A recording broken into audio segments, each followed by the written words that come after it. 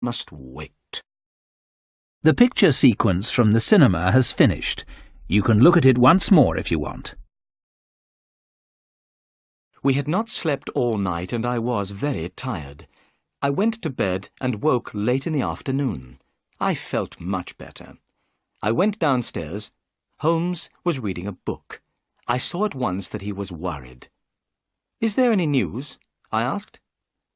"Nothing at all. I can't understand it. I am very surprised and disappointed. My agents say that they cannot find the Aurora." "Can I do anything to help?" I asked. "Nothing." "Then I'll take Toby back to Pinchin Lane. Then I'll go and see Miss Morstan and tell her what has happened." I went to Miss Morstan's house. She looked very pleased to see me. I told her that we had not found the treasure yet, but she did not look disappointed. I was surprised about this, but I was also very pleased. I said good-bye to her and drove back to Baker Street. I went to bed, but I could not sleep. I was thinking about Miss Morstan. I wanted to ask her to marry me. All night I heard Holmes walking up and down in his room. Next morning he looked tired and ill. "My agents cannot find the Aurora," he said impatiently. "They have searched the whole river. The Aurora has disappeared." We waited all that day, but there was no news. The next day I woke early. It was still dark. To my surprise, Sherlock Holmes was standing by my bed. He was dressed and ready to go out. "I have had an idea, Watson," he said. "I am going up the river myself. Perhaps I can find the launch. You must stay here. There may be some messages." Holmes left without another word. That day, the time passed very slowly. I picked up a book but was unable to read it. I was thinking all the time about the wooden-legged man and the pygmy. Where were they? Why could Holmes not find them? I was worried about my friend. I knew that he was a clever detective, but perhaps this time he would not be able to catch the murderers. At 3 o'clock in the afternoon, I had a visitor. It was Inspector Jones, the police officer. I was astonished. Inspector Jones had changed completely. 2 days ago, he had been very rude to Holmes. He had not wanted his help. Now, he was very quiet and polite. "Good afternoon, Dr. Watson," said Inspector Jones. "I'm afraid that I made a bad mistake. I have had to let Thaddeus Sholto go. Sholto has proved that he was at a friend's house when his brother died." Inspector Jones looked so sad that I began to feel sorry for him. "I've received a telegram from Sherlock Holmes," the inspector went on. "Here it is." I took the telegram and read it. "Inspector Jones, go to Baker Street at once. Wait for me there. I know where Sholto's murderers are hiding. Come with us tonight if you want to catch them. Holmes." "That's excellent," I cried. "Forget about Thaddeus Sholto. You'll soon have some other prisoners, Inspector Jones." At that moment, the door opened and Holmes came into the room. He was smiling. "What news?" we asked together. "I know where the Aurora is," Holmes replied. "It wasn't on the river at all. The Aurora has been hidden in a boatyard near the river for 2 days. I knew the launch at once. Mordecai Smith, the owner, was there too. He was talking to someone, and he was speaking very loudly. He said that he had to have the Aurora ready for 8 o'clock tonight. His 2 gentlemen were leaving for America. Their ship was waiting for them out at sea, and they must not be late. I knew immediately what they were planning to do," went on Holmes, "and I know what we must do. Inspector Jones, will you help me?" "I was wrong before, and you were right," said Jones sadly. "I didn't listen to you then, but I'll help you now." "Good," said Holmes. "We need a fast police launch, as fast as the Aurora. It must be ready this evening, and 2 or 3 strong policemen to come with us." "I'll arrange all this," said Jones. "Excellent," said Holmes. "Tonight, the three of us, you and I and Dr. Watson, will be on the police launch. We will be waiting outside the boatyard at 8 o'clock. We'll be ready for the Aurora when she comes out. We'll catch the murderers, and we'll get the treasure." The picture sequence from the cinema has finished. You can look at it once more if you want. At 7 o'clock that evening, the three of us, Inspector Jones, Holmes, and myself, went down to the river. Both Holmes and I had guns in our pockets. Inspector Jones had promised to let us use the police launch. This launch was now waiting. 4 strong men were on board the launch. Soon we were moving quickly down the River Thames. The police launch was very fast. We passed all the other boats on the river without difficulty. This pleased Holmes very much. By 8 o'clock we had arrived opposite the boatyard where the Aurora was hidden. It was now dark. We waited. 10 minutes passed. Suddenly a launch came out of the boatyard. It was black, with 2 red stripes. It was moving very quickly. "That's the Aurora," cried Holmes. "Follow it, quickly! Faster! Faster! We must catch them!" We were going so fast that the police launch started to shake, but we could not get near to the Aurora. The chase became more and more exciting. We went in and out between other boats. Many times I closed my eyes. I was sure that we would hit something. At last we got closer to the Aurora. Inspector Jones turned on a light and shone it on the Aurora. "Stop!" he cried. "Stop! We are the police!" In the lamplight we could see some men on board the Aurora. One man was sitting at the back of the launch. Beside him was a strange, dark shape. We could also see Mordecai Smith, the owner of the Aurora. He was working as hard as he could. He was trying to make the engine of the launch go faster. Inspector Jones shouted again, "Stop!" Suddenly, the man at the back of the Aurora stood up. He shouted at us angrily. He was a big, strong man. Then I noticed that his right leg was missing. There was a wooden stump in its place. This was the wooden-legged man. At the sound of the man's voice, the strange dark shape beside him moved. It was a small, dark man, the smallest man I have ever seen. But the pygmy's head was large. His face was hard and cruel. As soon as Holmes saw the pygmy, he took out his gun. I did the same. "Shoot him if he moves his hand," said Holmes. At that moment, the pygmy put a short piece of wood to his lips. We fired our guns together. The pygmy fell backwards into the water with a terrible cry. The wooden-legged man turned the Aurora towards the bank of the river. As soon as the Aurora touched the bank of the river, he jumped out. It happened so quickly that we were not able to slow down and stop the police launch. The man had landed in the soft, wet mud of the river bank, but his wooden leg had stuck in the mud. He could not move. We managed to turn the police launch round. We went towards the wooden-legged man and threw him a rope. Then we pulled him up over the side of our launch.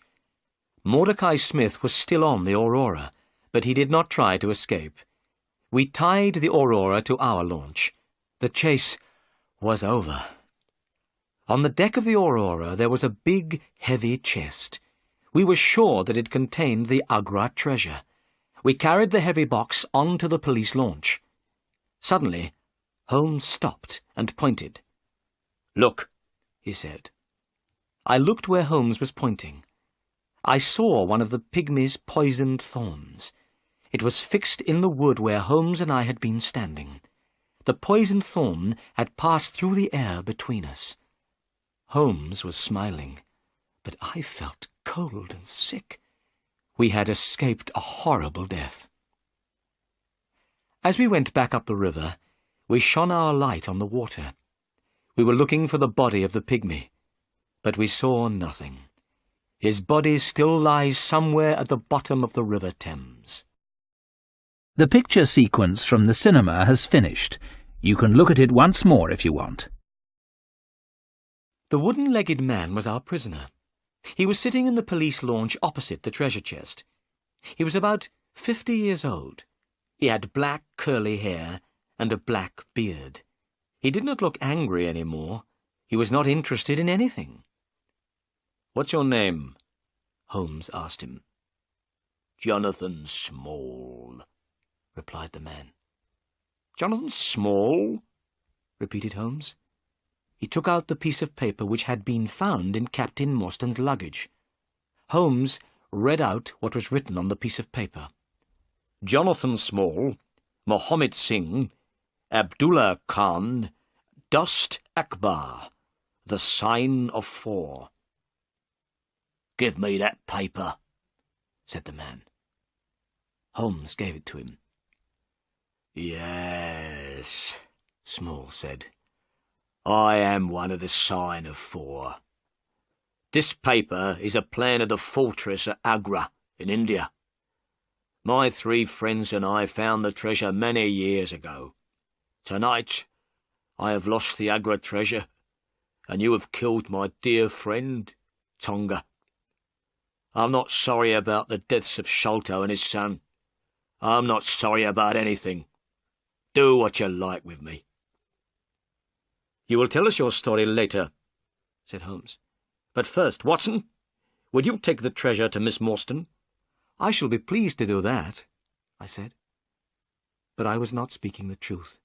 I did not want to take the treasure to Miss Morstan. I did not want her to become a rich woman.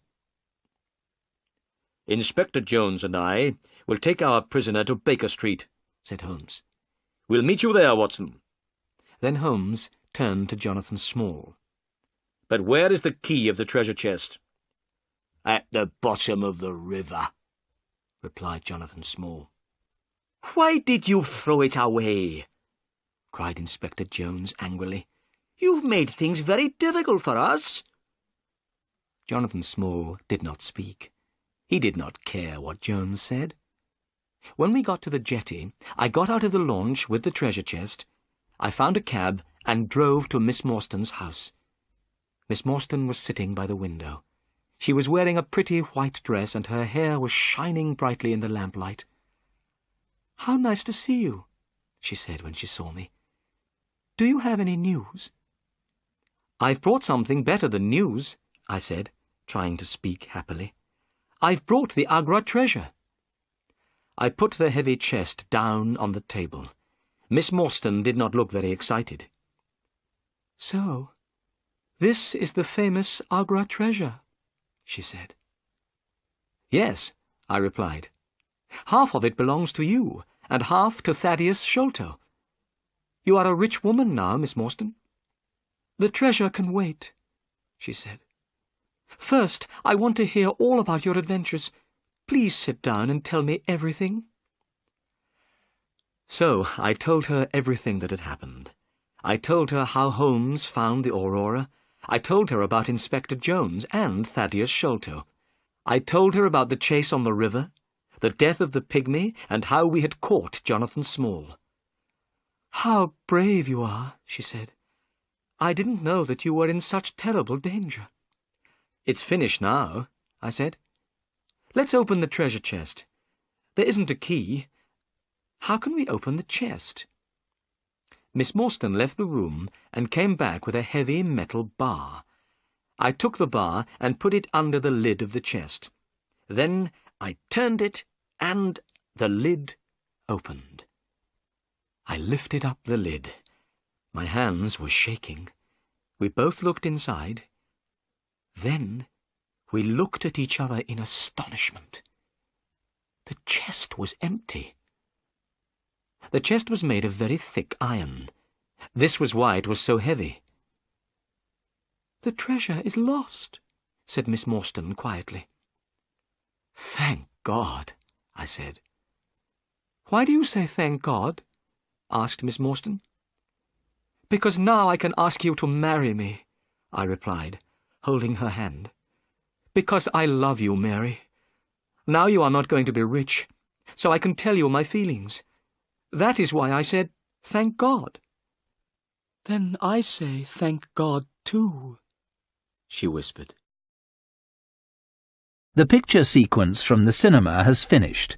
You can look at it once more if you want. When I got back to Baker Street, Holmes, Inspector Jones, and the prisoner, Jonathan Small, were all waiting for me. I showed them the empty treasure chest. Small began to laugh. "Where is the treasure, Small?" shouted Jones angrily. "The Agra treasure belongs to the Sign of Four," said Small quietly. "No one else will have it. I threw it all to the bottom of the river." We all stood astonished. The great treasure of Agra was lost forever. "The Agra treasure is unlucky," said Small. "It has never brought happiness to anyone. It brought death to Captain Morstan. It brought fear and guilt to Major Sholto. Bartholomew Sholto was murdered because of it. And to me and the other members of the Sign of Four, it has brought prison for the rest of our lives." "You must tell us your story," said Holmes. "What is the Sign of Four?" Jonathan Small began his strange story, and we listened. "I went to India as a soldier in the British Army," said Small. "One day, soon after I arrived, I had an accident and lost my leg. After that, I could not fight any more. Then there was terrible fighting between the Indians and the British. The British all hid in an old fortress at Agra. They shut themselves inside. The walls of this fortress were very thick. The Indians could not get in. I also went to Agra. I had 3 Indian friends who had fought for the British. They came to Agra with me. These men were Muhammad Singh, Abdullah Khan, and Dost Akbar. When we were in the Agra fortress, we heard a strange story. It was about a great treasure which had been hidden in the fortress. It had been hidden for many years. The 4 of us decided to look for this treasure. And one day, we found it. It was hidden under the floor in a secret room. We were astonished by what we had found. We had never seen so many beautiful jewels. The 4 of us decided not to say anything about what we had found. We decided to leave the treasure hidden in the secret room in the fortress. When the fighting was finished, we would be able to take the treasure away with us. We made a promise to each other. We agreed that we would always work together. We would share the treasure between us. We became the Sign of Four. But a terrible thing happened. 2 British soldiers were killed in a fight. We had not killed them, but we were arrested for their murder. We were sent to prison in the Andaman Islands." "Is that where you met Major Sholto and Captain Morstan?" asked Holmes. "Yes," said Small. "Sholto and Morstan were the officers in charge of the prisoners there. We were in a terrible situation. We knew where the Agra treasure was, but we were not able to go and get it. We were prisoners. Also, we were afraid that someone else might find the treasure. We did not know what to do. At last, we told Sholto and Morstan about the great treasure. We asked them to help the 4 of us to escape. When we were free, we would get the treasure and share it with them. But Sholto said that he did not believe us. He said he did not know if we were speaking the truth. Sholto did not know if the treasure would be there. He said he would go to India. If he found the treasure, he would come back. He would help us escape from prison. Sholto asked the 4 of us to give him a plan of the fortress at Agra. We did not want to give Sholto the plan. I didn't trust him. But in the end, we had to agree. We gave one plan to Sholto and another to Morstan. Sholto went to India, but he never came back. He found the treasure and took it to England. He stole it from the Sign of Four, and also from his friend Morstan.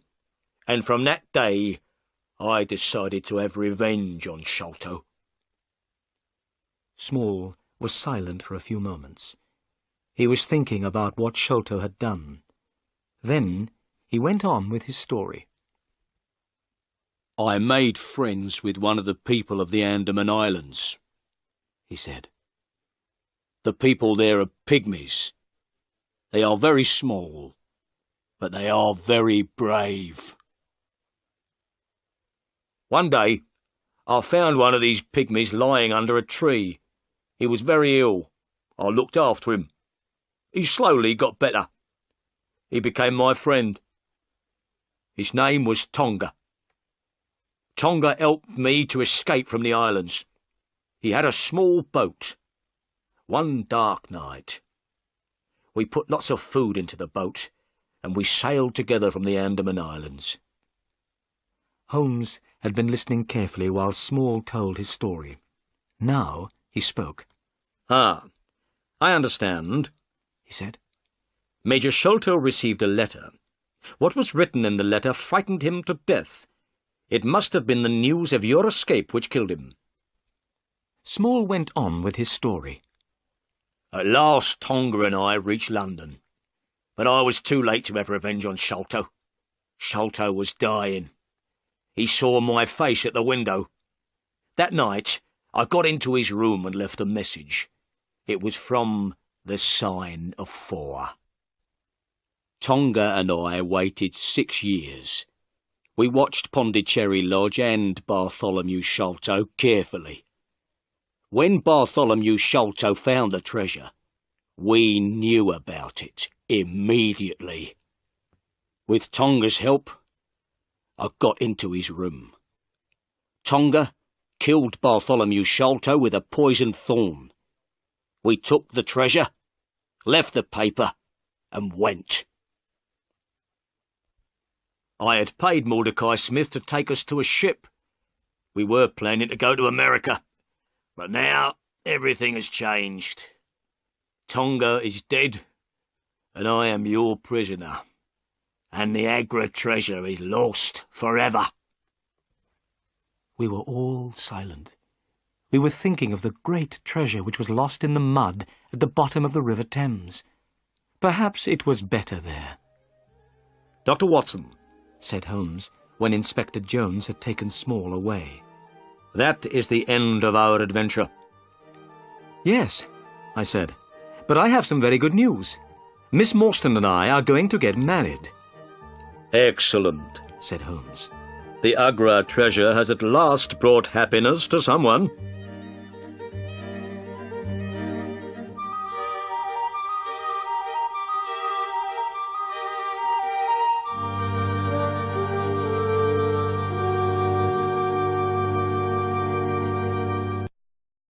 The picture sequence from the cinema has finished. You can look at it once more if you want.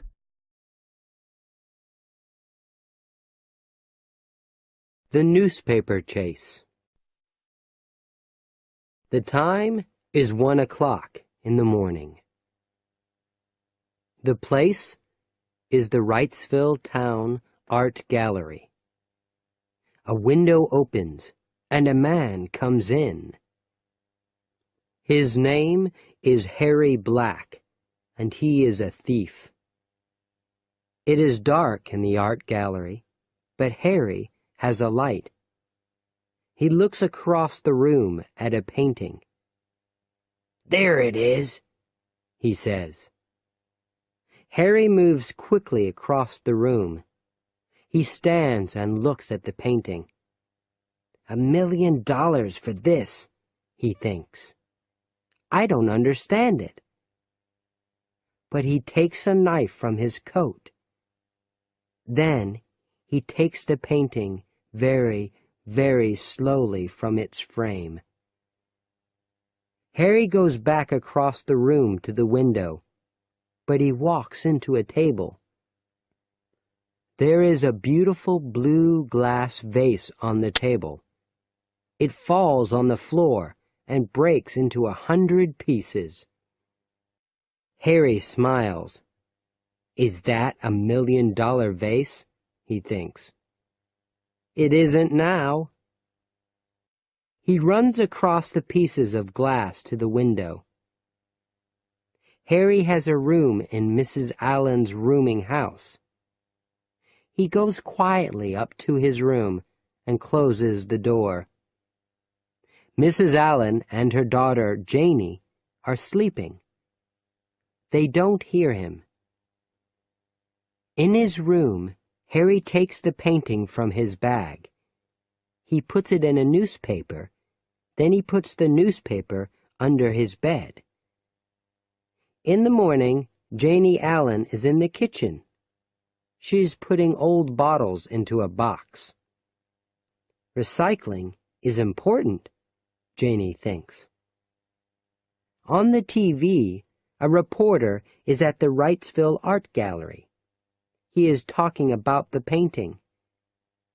It's $1 million painting, he is saying. Here's a photo of it. Now the reporter is talking about the blue glass vase. It's in 100 pieces now, he says. Janie looks at the photo of the vase. Then she asks her mother, "Do you have any old bottles?" "No," Mrs. Allen says. "That's all, Janie. But the newspaper recycling truck is coming today." "Of course," Janie says. "It's Friday." Harry isn't in his room. He is talking on his telephone to a man in Seattle. The man wants the painting, but Harry isn't happy. $5,000? Harry says. No, it's $1 million painting. What? No, I want 50,000, not 5. What? The painting? Yes, I have it. And it's okay.